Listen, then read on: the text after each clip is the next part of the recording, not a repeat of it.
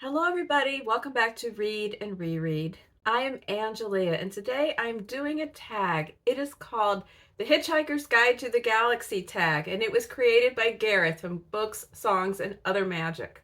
It's a celebration tag of all things Hitchhiker. I was tagged by Gareth and also by Pat from Book Chat with Pat and Alan from Big Hard Books and Classics. So thank you, friends, for tagging me.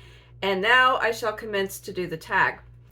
So my own background with the Hitchhiker's Guide to the Galaxy book and series is that I did read them as a teenager, and I thought they were hilarious. And I guess they were new releases-ish, yeah, maybe at that time. And I think I did have them all, like a paperback set. Where did that go? I need a time machine to go back and keep the books that I thought I was done with decades ago that now I'm having to look for again. But anyway, I digress.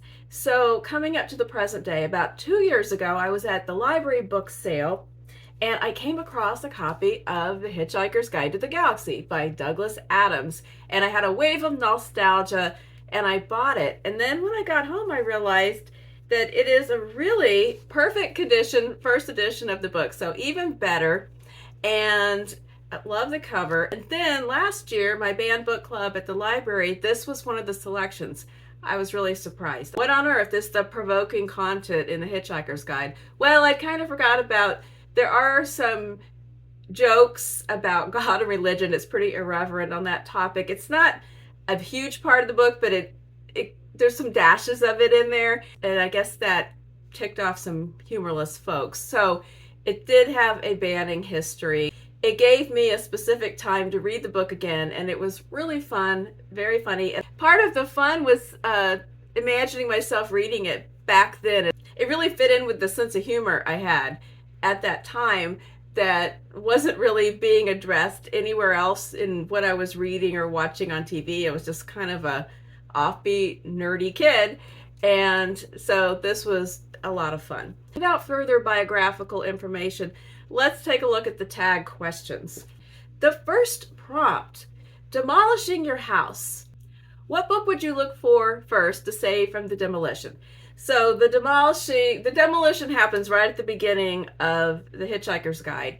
And if my house was about to be demolished and I got any heads up, that would be a very hard thing because I love my entire library of books. But truth be told, even though they're very important to me and some of them have a lot of sentimental value, most of them I could replace. So I'm going to grab something that can't be replaced. And you've heard this story before if you've been here a while. So if you don't want to hear the Emmett's Pig story again, fast forward to the next prompt. But this is Emmett's Pig by Mary Stoltz and illustrated by Garth Williams, one of my favorite illustrators. Maybe my favorite illustrator. Definitely it was when I was a kid. So many books that I loved as a kid and still love were illustrated by Garth Williams. And it's the story of a little boy who desperately wants a pet pig, but he lives in a New York City apartment. And it was published in 1959. So when I was a little kid in the late 60s or early 70s, I was loving this book and checking it out from the library over and over and over. I didn't have a copy. I was a very heavy library user, checked it out lots of times, and it's just the story of Emmett. And then here's all this pig stuff in his bedroom, and he really wants a pig. And so for his birthday, his parents adopt a pig that lives on a farm, and he gets to go and visit his pig. Fast forward years later, my mother got me this copy. But I don't know if it was out of print, but she got the copy by talking the local library into withdrawing their copy and giving it to her in exchange for a library donation. And she gave it to me for Christmas. And granted, I was 25 years old by this point, but she knew that I would love it, and I did, and I still do. But the best part, and the reason why I have to save it from the demolition, is because she wrote in it, and ever since she passed, just anything I come across, a recipe, something she wrote in a book, an old card that has her writing in it, it just, well, you know how it is. The value is just exponentially exploded to me. So she did write in here And Petunia was a childhood nickname that she continued to call me forever. And so I would have to save Emmett's Pig, the copy that my mother finagled out of the library. All right, the next prompt. Vogon Poetry. Quote a poet, a line of poetry, or a lyric that you love. Okay, so Vogon Poetry is so horrible that people die when they hear it, or they want to die because it's so incredibly deeply awful. So I spent a few minutes realizing that I could take hours trying to actually find that perfect little poetic selection. So I decided, in the spirit of how silly this book is, to pick a silly song lyric instead. And the first one that came to my mind, I'll put a link to the song down below so you can just hear it. But does anyone else remember, or are you a fan of Sparks? They're still going. It's these two brothers, their band, but they weren't big in the 80s. They were big to me in the 80s, but they're still going today. And it's a funny band. It's not a joke band. It's not a parody band, but some of their songs are kind of parodies. But anyway, the song is Tips for Teens, and here is the essential lyric. Don't eat that pastry. What's in the middle? Give it to me. Number 3, 42, or the answer to life, the universe, and everything. What is the point? What is the meaning of life? Well, let's just sneak some loaded prompts into this tag. Why don't you, Gareth? What is the meaning of life? The meaning of life is a hard thing to capture. It certainly has to do with the connections that we make with other people, with our friends and family. It has to do with love, being open to love and giving and receiving it in all of its forms. And it has to do with really seeing the beauty of life and the wonder of life, and in those small moments. To me, that's what I feel like. There are certain moments that you experience and you don't always know they're coming, and when you're in them and you think to yourself, well, this is it. This is what it's all about. You never know when those are going to happen. It could be a moment on a perfect vacation. It could just be when you're sitting and having a meal with your family. It could be you're out on a beautiful sunny day by the seashore walking your dog. It could strike at any time. Appreciating the gift of being here and sharing it with others is the meaning of life. Something like that. I don't know. I'm sure it's more profound than that. That's the best I can do under duress. Number 4, it's radio beginning. What is your favorite memory in your experience? Why do I keep going like this? Put your hands down. It's radio beginning. What is your favorite memory in your experience as a listener to the radio? I have a lot of good ones. I remember as a kid, if we're going to stick with the kind of dorky vibe here, loving Dr. Demento's radio show and all of those weird, funny songs. I will link down below. One of my all-time favorite weird songs is Fish Heads. Who was the band that did it? There's like 3 parts. It's like somebody, somebody, and somebody. I'll put it up here, but go take a look at Fish Heads. See if you can spot the famous movie star in the video. I remember sitting in my room with my tape recorder, having the 2 buttons to record and then the pause pressed, and you're ready to lift up the button when a good song comes on the radio. And that's how you used to make a mixtape. I remember when we lived one street over from a radio station, and this was very late 70s or early 80s, maybe like around 1980.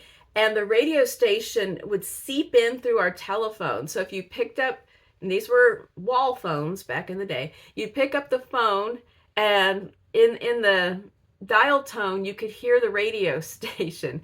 And the DJs would let us come in, like the kids, we'd ride our bikes over there, and they'd let us come in and sit in the booth, and they'd show us how it worked, and that was fun. And I remember when you could hear radio stations from farther away late at night. And so sitting in my room and staying up all night long because this alternative radio station that was about 50 miles away would come through that I couldn't hear in the day, and it was playing the kind of music I wanted to listen to. When I first discovered NPR, and I think I was a college student, and I discovered All Things Considered and Morning Edition and Car Talk with Click and Clack, the Tappet Brothers, and the early essays of David Sedaris when he would put a piece on NPR. Oh, and there was a great show called Piano Jazz.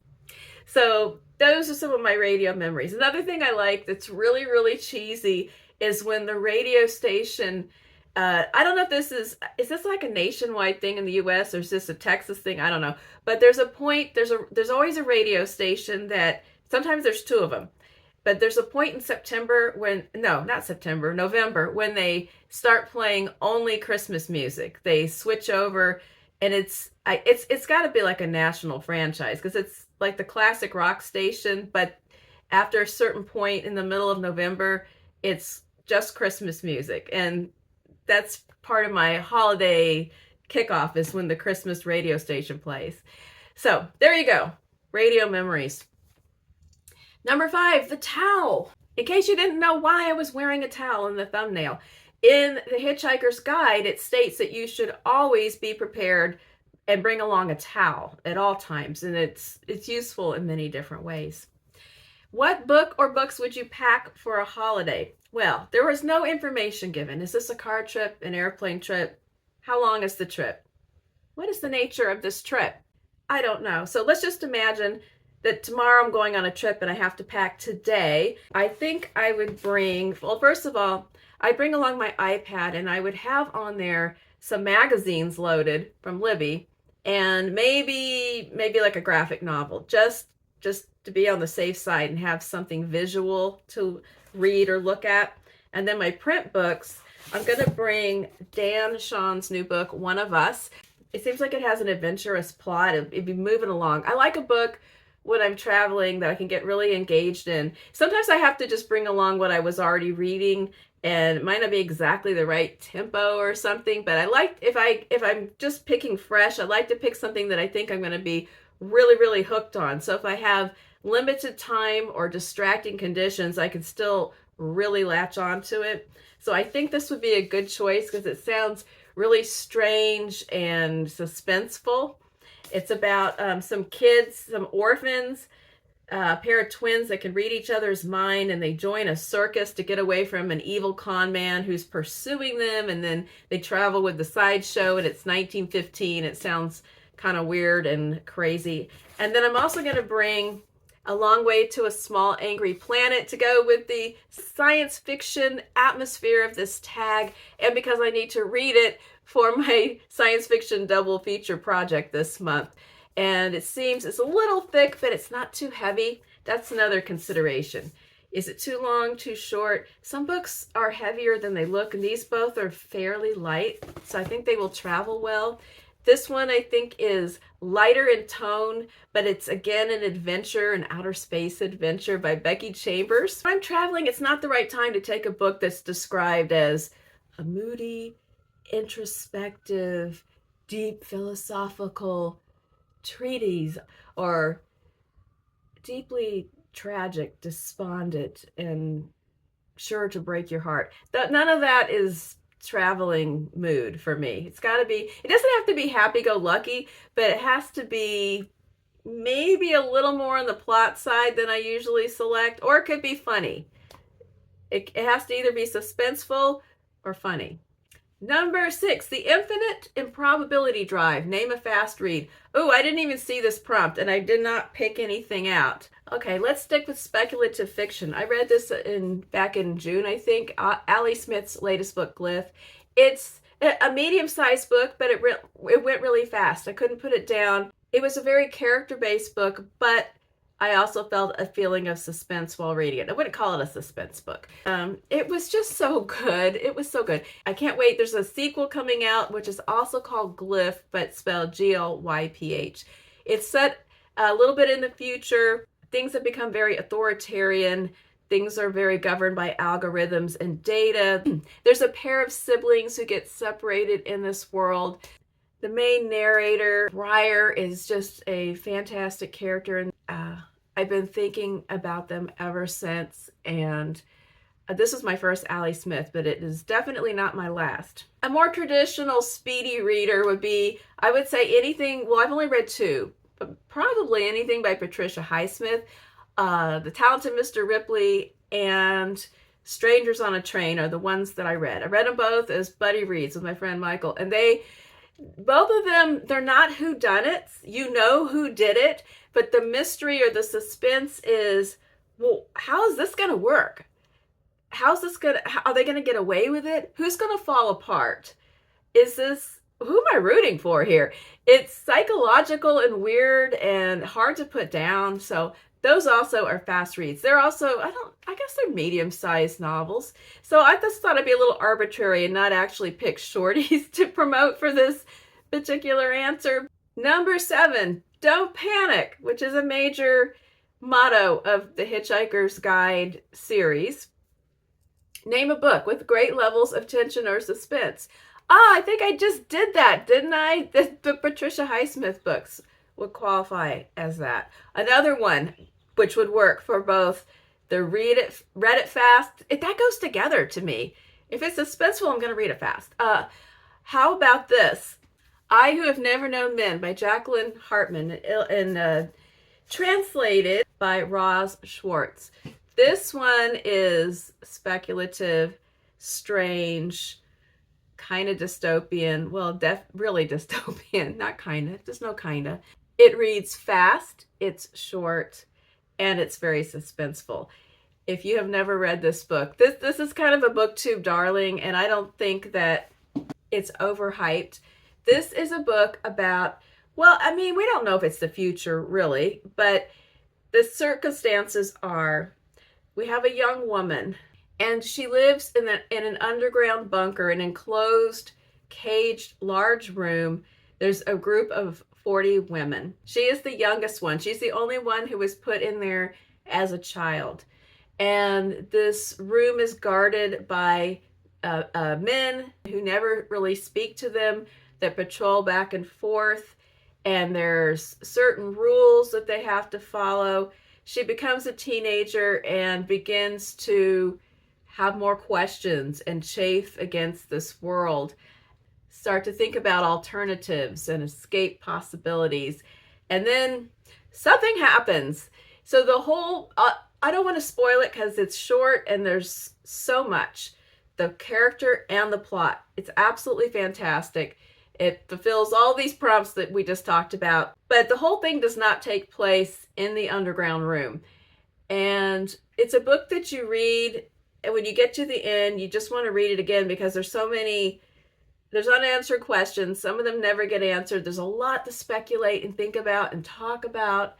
And it's not for the kind of person who needs everything answered, everything sewn up, that you, when you leave, you feel completely settled in what just happened and what's going on and what will happen next. You're not going to get any of that. But if you like a strange, unsettling story, it does have progress in the plot and in the character. Things do happen. I can't tell you anything more about it because it could ruin some kind of a surprise. But I thought it was fantastic. Talking about it makes me want to turn off the camera and just start reading it again. But I won't do that. All right, number 8, TV and film adaptations. Pick a book to discuss, one or more TV or film adaptations that you know of the book.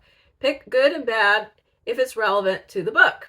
I've mentioned this before, but Pride and Prejudice, 1995, Colin Firth, Mr. Darcy, the whole cast though, excellent. A BBC kind of multi-part, I think there's 6 parts. It's very, very faithful to the book, to the spirit, to the characters. It's funny. You could watch this and never had read the book and you will completely understand. That is the definitive Pride and Prejudice. I prefer the multi-episode adaptations of novels, almost to a fault, all the time. But to whose fault? My fault? What did that mean? Anyway, I like it when there's parts because they can really let things unfold in a similar manner to when you're reading the book. When they have to squish it all into 2 hours, something always falls out. But Jane Austen's is a tricky one. I don't know why there's a shortage of good adaptations. I think I liked The Sense and Sensibility. I haven't rewatched it in a long, long time. I know that there was a horrible Persuasion that I didn't go anywhere near it because of the things I heard about it.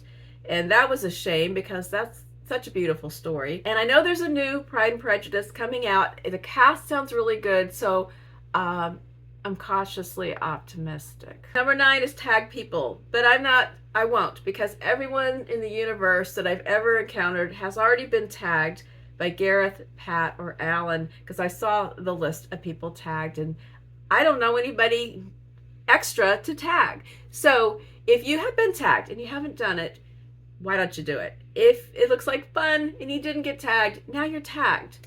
And if you don't have a channel, but you have answers to any of these questions, please put them in the comments below. And I hope that you are having a great day. Make sure you have your towel and don't panic. See you later.